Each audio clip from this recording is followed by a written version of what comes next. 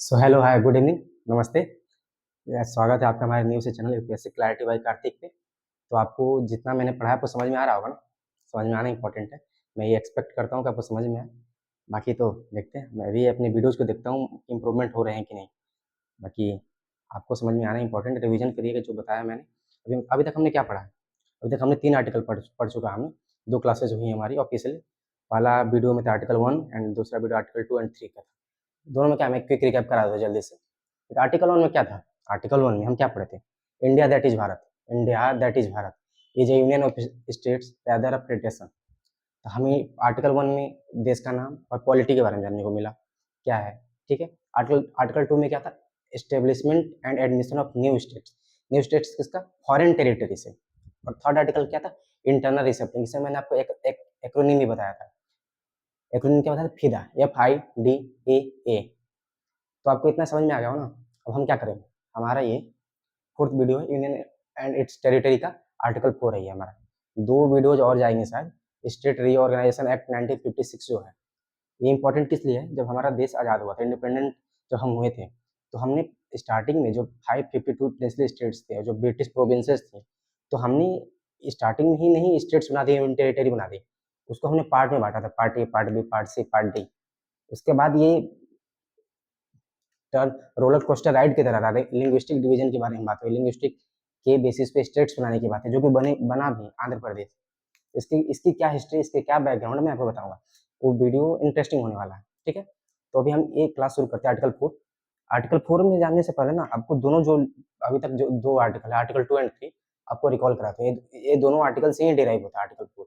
दोनों आर्टिकल में क्या बात होती है आर्टिकल 2 एंड 3 में? आर्टिकल 2 में हमने क्या पढ़ा है? आर्टिकल 2 देखिए, आर्टिकल 4 जाने से पहले आर्टिकल 2 एंड 3 जानना इंपॉर्टेंट है। क्या इंपॉर्टेंट है? आर्टिकल 2 में हमने अभी तक क्या पढ़ा? आर्टिकल 2 में जो फॉरेन टेरिटरी है, एक्सटर्नल टेरिटरी, उसको अपने देश से मिलाना, जो एग्जिस्टेंस में है या उनको बनाना, एस्टेब्लिशमेंट, वो आर्टिकल 2 हो गया। आर्टिकल 3 का इंटरनल रिसेप्शन मतलब क्या? हमारा देश जो है उसमें आप किसी भी राज्य की एरिया को कम कर सकते हैं, बढ़ा सकते हैं, घटा सकते हैं, बाउंड्रीज बदल सकते हैं, दो राज्यों को मर्ज कर सकते हैं। ये सारी पावर किसके पास है? पार्लियामेंट के पास। पार्लियामेंट के पास ये सारी पावर्स जो है किसके पास है? पार्लियामेंट के पास है। तो इसी से आर्टिकल 4 आता है। आर्टिकल 4 में क्या है? आर्टिकल 4 में क्या है? The laws made for admission और establishment of new state. Article 2 क्या है? आर्टिकल 2 है ना ये, लॉज मेड फॉर एडमिशन और एस्टेब्लिशमेंट। या आप बनाते हैं या आप मिला लेते हैं, अपने देश से मिलाते हैं, या एस्टेब्लिश करते हैं न्यू स्टेट आर्टिकल 2 के अंदर। And formation of new states and alteration of area boundaries और name of existing states under article 3। ये क्या है? दोनों आर्टिकल हमने जो पढ़ा यही आर्टिकल 4 में लिखा हुआ है। उसके आगे जो है ना ये इंपॉर्टेंट, इसलिए मैंने रेड कलर से लिखा हुआ है। इसमें क्या लिखा है? Are not to be considered constitutional amendment. जो दोनों आर्टिकल है ना, जब दोनों आर्टिकल का इस्तेमाल पार्लियामेंट करती है किस लिए? आप टेरिटरी मिलाने के लिए अपने देश में, या इंटरनल रिसप्लिंग करने के लिए। इंटरनल रिसप्लिंग क्या?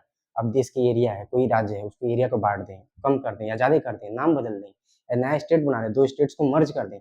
सारी ही पावर किसको? पार्लियामेंट के पास है, जो कि आर्टिकल 3 से मिलती है। तो दोनों ही जो हम चेंजेस करेंगे ना, दोनों ही जो चेंजेस करेंगे, जो हम आर्टिकल 2 में कर रहे हैं, अपने देश से मिलाने की बात कर रहे हैं, अपने देश में मिलाने की बात करें, आर्टिकल 3 में हम इंटरनल रिसप्लिंग की बात कर रहे हैं। तो यहाँ पर मैंने लिखा भी है एक्सटर्नल टेरिटरी एस्टेब्लिशमेंट और admission, article 3 internal रिसप्लिंग।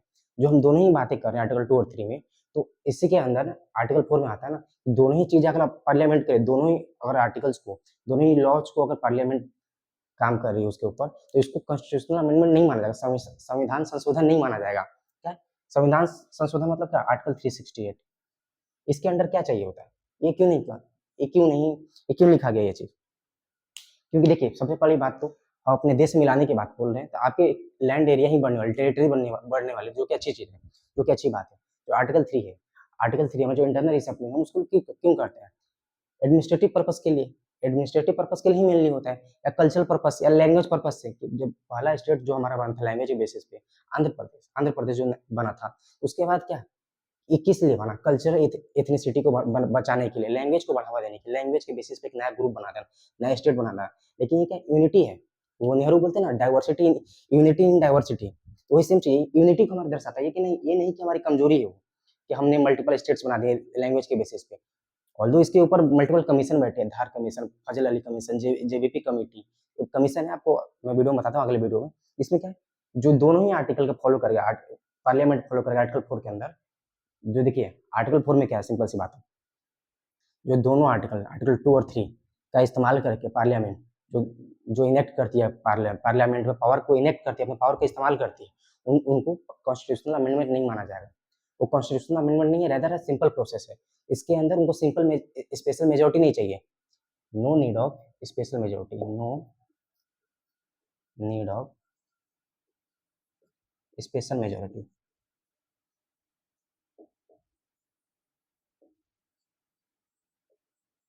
Special majority rigorous process है। स्पेशल मेजोरिटी जो हमारा है रिग्रेस प्रोसेस है, उसको आप लाने के लिए आपको बेंच स्ट्रेंथ चाहिए होता है। स्पेशल मेजोरिटी तो कोई पार्लियामेंट में, कोई किसी की गवर्नमेंट है, किसी पार्टी की भी गवर्नमेंट है, वो गवर्नमेंट में इसीलिए कि उसके पास मेजोरिटी है, बहुमत है। नहीं क्या, स्पेशल मेजोरिटी जो है ना कॉम्प्लेक्स प्रोसेस हो जाता है, इसलिए ना इसको स्पेशल मेजोरिटी से बाहर रखा है, क्योंकि ये दोनों ही चीजें हैं। देश की इंटीग्रिटी की बात करती है, देश की इंटीग्रिटी क्यों, आप टेरिटरी है, टेरिटरी इंटीग्रिटी और सोवर्निटी को मेंटेन रखती है। एक्सटर्नल टेरिटरी को आप ला रहे हैं, देश में स्टेब्लिश कर रहे हैं, जो कि अच्छी बात है। आर्टिकल 3 के अंदर जो आप इंटरनल डिसिप्लिन करते हैं, वो भी इंटीग्रिटी है, हमारे देश की इंटीग्रिटी और सॉवरेनिटी को मेंटेन करके रखता है। इसलिए दोनों आर्टिकल को ना इस कॉन्स्टिट्यूशनल अमेंडमेंट का दर्जा नहीं दिया गया है। दोनों आर्टिकल का इस्तेमाल करके आप आर्टिकल 4 में जो लॉज बनाते हैं वो कॉन्स्टिट्यूशनल अमेंडमेंट नहीं आते। इसको क्या रेदर क्या है, सिंपल मेजोरिटी से बस पास करना है। Just need of simple majority, simple majority. Majority तो पता होगा ना, मेजोरिटी क्या होता है, सिंपल मेजोरिटी, स्पेशल मेजोरिटी क्या होता है, पता होना चाहिए, इंपॉर्टेंट है।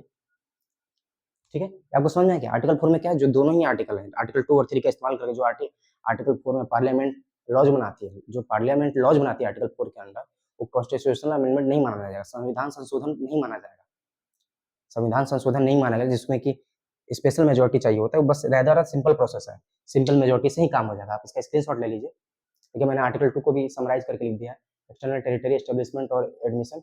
आर्टिकल 3 को भी लिख दिया, इंटरनल डिसिप्लिन। आप इसकी स्क्रीनशॉट ले लीजिए।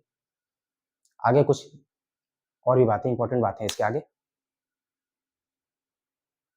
स्क्रीनशॉट ले लिया होगा। चलो फिर आगे बढ़ते हैं। फिर आगे क्या है, जैसे आर्टिकल 3 में आपने पढ़ा, आर्टिकल 3 में आपने क्या पढ़ा था, इंटरनल डिसिप्लिन। इंटरनल डिसिप्लिन में मैंने आपको बताया था कि आप एरिया बढ़ा भी सकते हैं, घटा भी सकते हैं। एरिया बढ़ा भी सकते हैं, घटा भी सकते हैं। इसका क्या मतलब हुआ, इसका क्या मतलब हुआ,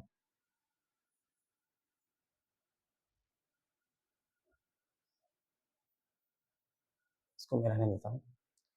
एरिया बढ़ाने या घटाने का क्या मतलब हुआ, तो बढ़ाना तो ठीक है, आप किसी का एरिया बढ़ा रहे हैं, आप अपने देश में ही बढ़ा रहे हैं, दो स्टेट्स किसी स्टेट के एरिया को कम करके किसी बढ़ा रहे हो, तो सही बात है, वो तो सही, वहां तक सही। लेकिन एरिया कम करने का क्या मतलब है, एरिया कम करने का क्या मतलब है, ऐसा तो नहीं कि आप अपने एरिया जो है, आपकी लैंड बाउंड्री है, आपकी जो लैंड बाउंड्री है, से सीड कर दें किसको, फॉरेन टेरिटरी में, फॉरेन टेरिटरी में आपको नेबर्स को। जैसे 1960 में बेरुबारी यूनियन जो है, बेरुबारी यूनियन जो वेस्ट बंगाल में आता है, बेरुबारी यूनियन, बेरुबारी यूनियन,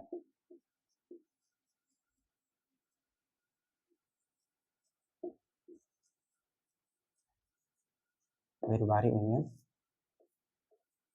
वेस्ट बंगाल, जलपाईगुड़ी के साइड का एरिया है जलपाईगुड़ी। तो जो बेरुबारी यूनियन है 1960 के टाइम पे, 1960 क्या हुआ, नेहरू जी ना, नेहरू जी हमारे जो पहले प्रधानमंत्री थे हमारे देश के, और पाकिस्तान के पीएम के साथ, पाकिस्तान के जो पीएम थे उस टाइम के, नून उनका नाम था, लास्ट में नून करके था, इसलिए बोलते Nehru Noon agreement, Nehru and Noon agreement. उनका मुझे एग्जैक्ट नाम नहीं याद आ रहा है, इसलिए बोलते नेहरू नून एग्रीमेंट। उनका जो लास्ट टाइटल था ना, नून करके था, मैं कल बता भी दूंगा इसको। तो नेहरू नून एग्रीमेंट में क्या हुआ था ना, जो नेहरू थे, Nehru agreed to cede territory to Pakistan. क्या क्या, उन्होंने जो बेरुबारी यूनियन की जमीन है, जो बेरुबारी यूनियन की जो टेरिटरी है, उसको पाकिस्तान में मिलाने के लिए हाँ बोल दिया, पाकिस्तान में देने की बात कर दी। ये बहुत बवाल हुआ इसके ऊपर कि आप ऐसे कैसे देश के टेरिटरी को, जो देश की इंटीग्रिटी और सॉवरेनिटी को दिखाने की बात करती है, जो इंटीग्रिटी को शो करती है। आप ऐसे किसी लैंड को दे सकते हैं फॉरेन कंट्री को, तो इसके ऊपर बहुत विवाद हुआ, बवाल हुआ। तो क्या हुआ उसके बाद क्या हुआ? तो जब विवाद हो तो कौन सॉल्व करने के लिए है?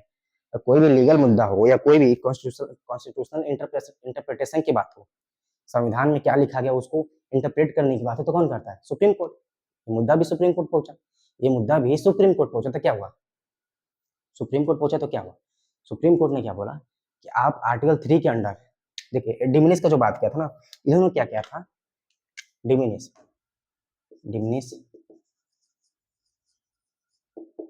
एरिया, आर्टिकल 3 में जो बढ़ाने या घटाने की बात कर दी जाती है एरिया की, तो डिमिनिश जो एरिया की बात की, तो सुप्रीम कोर्ट क्या बोलती है? आर्टिकल 3 के अंदर आप एरिया घटा सकते हैं या बढ़ा सकते हैं, लेकिन क्या? अपने लैंड एरिया में, अपने टेरिटरी में, टेरिटरी ऑफ इंडिया में, ना कि आप एरिया कम करके फॉरेन नेबर को दे दें अपने। तो इसके ऊपर क्या बोला सुप्रीम कोर्ट ने? आप इसको सिंपली आप नहीं बदल सकते, आप कानून ला के सिंपल कानून के साथ आप अपने देश की लैंड जो है, टेरिटरी है जो, उसको सीड नहीं कर सकते, फॉरेन टेरिटरी को नहीं दे सकते, आप उसको नहीं दे सकते। फिर क्या हुआ? आपके पास मेजोरिटी हो, आपके पास मेजोरिटी हो आपके पास मेजोरिटी हो तो कॉन्स्टिट्यूशनल अमेंडमेंट कर लेते हैं। तो इसीलिए उस टाइम कॉन्स्टिट्यूशनल अमेंडमेंट किया गया, कॉन्स्टिट्यूशनल अमेंडमेंट किया गया। इसी को फुलफिल करने के लिए नेहरू नून एग्रीमेंट, नेहरू नून एग्रीमेंट 1960। तो इसी को जो प्रॉमिस इन्होंने किया था लैंड देने के लिए पाकिस्तान को, तो उसको प्रॉमिस को फुलफिल करने के लिए क्या किया उन्होंने? उनके पास मेजोरिटी तो थी उस टाइम, तो कांग्रेस की पूरा थी उस टाइम देश में, तो सिर्फ कांग्रेस के ही एमपीज थे ना, तो उन्होंने क्या कॉन्स्टिट्यूशनल अमेंडमेंट कर दिया। सिंपल था उनके लिए तो सिंपल सी बात थी ना उस समय पे। आज के टाइम पे टफ है, क्योंकि उतनी बहुमत नहीं है, किसी पार्टी के पास उतनी सीट्स नहीं है।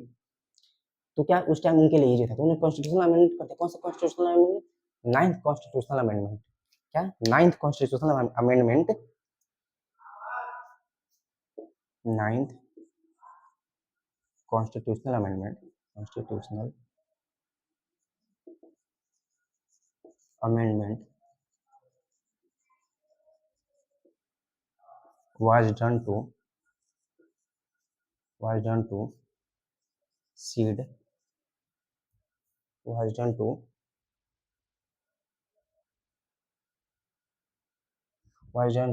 seed the said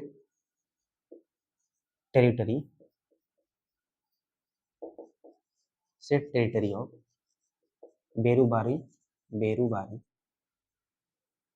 Union. Ninth constitutional amendment was done to cede the said territory of Berubani Union was done. Cede the said territory. सही है। जो बेरूबारी यूनियन की जो जमीन थी, उनको जो उन्होंने प्रॉमिस किया था, हम आपको अपना लैंड सीड करेंगे, कि इस डिस्प्यूट था 1947 में जब पार्टीशन हुआ था, वहाँ डिस्प्यूट था उसको उनको लेके कि ये हमारा जमीन है। जो आप इसकी बहुत ज्यादा पीछे बैकग्राउंड में नहीं जाएंगे, तो आप बस इतना समझ लीजिए आर्टिकल 4 के अंडर ना, तो इन्होंने बेरूबारी यूनियन की जो जमीन थी, बेरूबारी यूनियन की लैंड को सेसेशन किया, सेसेशन सीड भी बोल सकते हैं आप। सेसेशन क्या? किसके अंदर?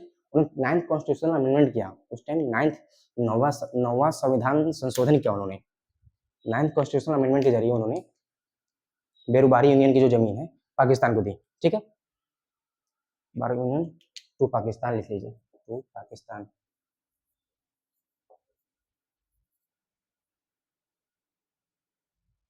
टू पाकिस्तान लिखना था यहाँ पे। तो पाकिस्तान को जो जमीन उन्होंने दी ना, नाइन्थ कॉन्स्टिट्यूशनल अमेंडमेंट के जरिए ही दी थी।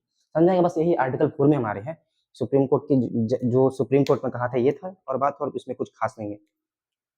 लेकिन एक बात और इसमें है ना, कि जैसे आप ये आपने समझ गया कि आप कोई एरिया किसी को देना है, अगर तो आपको कॉन्स्टिट्यूशनल अमेंडमेंट के जरिए आप दे सकते हैं। जैसे कॉन्स्टिट्यूशनल अमेंडमेंट के जरिए आप संविधान में संशोधन कर दीजिए और आप कोई भी एरिया दे दीजिए फॉरेन नंबर को। ये तो हो गई बात, सुप्रीम कोर्ट ने इंटरव्यू किया था। उसके बाद ये बात हुई कि क्या, अगर कोई एग्जीक्यूटिव जैसे पीओके का एरिया जो कि हमारा है, जो पाकिस्तान ऑक्युपाइड करके रखा है, और उसका कोई विवाद होता है, उसका कोई मुद्दा होता है, तो क्या उसके लिए कॉन्स्टिट्यूशनल अमेंडमेंट की जरूरत है? नहीं। सुप्रीम कोर्ट ने साफ बोला, उसके लिए जो आपका मैटर है, कॉन्फ्लिक्ट है, इंटरनल कॉन्फ्लिक्ट है, आपकी जो टेरिटरी है उसको आपने साथ मिलाने के लिए ना कोई कॉन्स्टिट्यूशनल अमेंडमेंट की जरूरत नहीं है, बस यही था आपके आर्टिकल में कि आर्टिकल 1, 2, 3, 4 हो गया। अगला वीडियो होगा स्टेट रीऑर्गेनाइजेशन एक्ट ऑफ 1950। इसके आपको समझ में आएगा ना, जो हमारे स्टेट्स बने 14 स्टेट्स और 6 यूनियन टेरिटरी जो बने थे 1956 में, क्यों बने थे, इनके पीछे बैकग्राउंड क्या है, ये मैं आपको बताऊंगा, ठीक है। और ये आपको समझ में आया, देखिए मैं क्विक रिकैप करा था। आर्टिकल 1 में क्या था, हमने आर्टिकल 1 में India that is Bharat is A union of states rather a federation. ये आपने पहला आर्टिकल में नाम और पॉलिटी जानी इंडिया की, और टेरिटरी ऑफ इंडिया में क्या आती है, स्टेट्स आती है, यूनियन टेरिटरी आती है। टेरिटरी में acquire at any time of time, at any point of time. दूसरा आर्टिकल में क्या था, हमने जो एक्सटर्नल टेरिटरी को अपने मिलाने की बात करते हैं, वो इवन एग्जिस्टिंग हो सकती है, या हमको उसको बनाए एस्टेब्लिशमेंट करें। थर्ड आर्टिकल में इंटरनल डिसिप्लिन था। आर्टिकल 4 में 2 और 3 का कंटिन्यूएशन था किस मामले में, कि आप इसके लिए आर्टिकल 4 के अंदर जो भी कानून बनाते हैं आर्टिकल 2 और 3 के मद्देनजर रखते हुए वो कॉन्स्टिट्यूशनल अमेंडमेंट नहीं माना जाएगा। बस सिंपल से यही बात है, आपको चारों आर्टिकल खत्म हो गए। अच्छी बात है, पहला पार्ट खत्म, पार्ट 1 ऑफ द कॉन्स्टिट्यूशन आपका खत्म हो गया, बस छोटा सा पार्ट रह गया स्टेट रीऑर्गेनाइजेशन एक्ट ऑफ 1950, लेकिन ये आर्टिकल खत्म हो गए, पहला पार्ट खत्म हो गया, वो एक अलग पार्ट होगा, एक अलग वीडियो होने वाला। तो आपको समझ में आया ना, मैंने पूरी कोशिश किया कि आपको अच्छे से समझा पाऊँ। मैंने इसके लिए शॉर्ट नोट्स बनाया, आपको पढ़ के आया, मैं भी पढ़ा कि आपको अच्छे से समझा पाऊँ, इसलिए समझा पाऊँ। आपको समझ में आना इंपॉर्टेंट है, बाकी जैसा हो बताइएगा, कमेंट करिएगा आपको समझ में आया कि नहीं। मैंने ऑल्दो मेहनत की है आपको समझाने के लिए, आप भी इसको रिवीजन करिएगा। इससे क्वेश्चंस बन सकते हैं, क्वेश्चन कैसे बनेंगे इसमें, क्वेश्चन बन सकते हैं, कौन सा, जो बेरूबारी यूनियन की जो जमीन थी, क्या उसको हम आप बिना आप कोई भी लैंड या सेसीड करना है, सेसेशन करना है, क्या बिना कॉन्स्टिट्यूशनल अमेंडमेंट कर सकते हैं? ये सवाल आपके स्टेट पीसीएस में आ सकते हैं, यूपीएससी में तो नहीं आएगा। यूपीएससी में इतना इजी सवाल नहीं आने वाला, आपके स्टेट पीसीएस एग्जाम में आ सकता है कि जो आपको लैंड सेसेशन करना था, क्या आप सिंपली कर सकते हैं, सिंपल मेजोरिटी से कर सकते हैं क्या? सिंपल मेजोरिटी या बिना कॉन्स्टिट्यूशनल अमेंडमेंट किए कर सकते हैं? नहीं, ये नहीं कर सकते, ये स्टेट पीसीएस में आ सकता है, यूपीएससी में, इस पीएससी में तो नहीं आने वाला। तो आप इसके रिवीजन करिएगा, जैसा हो बताइएगा आपको समझ में आया कि नहीं आया। बाकी मिलते हैं फिर अगले वीडियो में स्टेट रीऑर्गेनाइजेशन एक्ट ऑफ 1950 के साथ। चलिए तब तक स्वस्थ रहिए, मस्त रहिए, मिलते हैं, ओके बाय।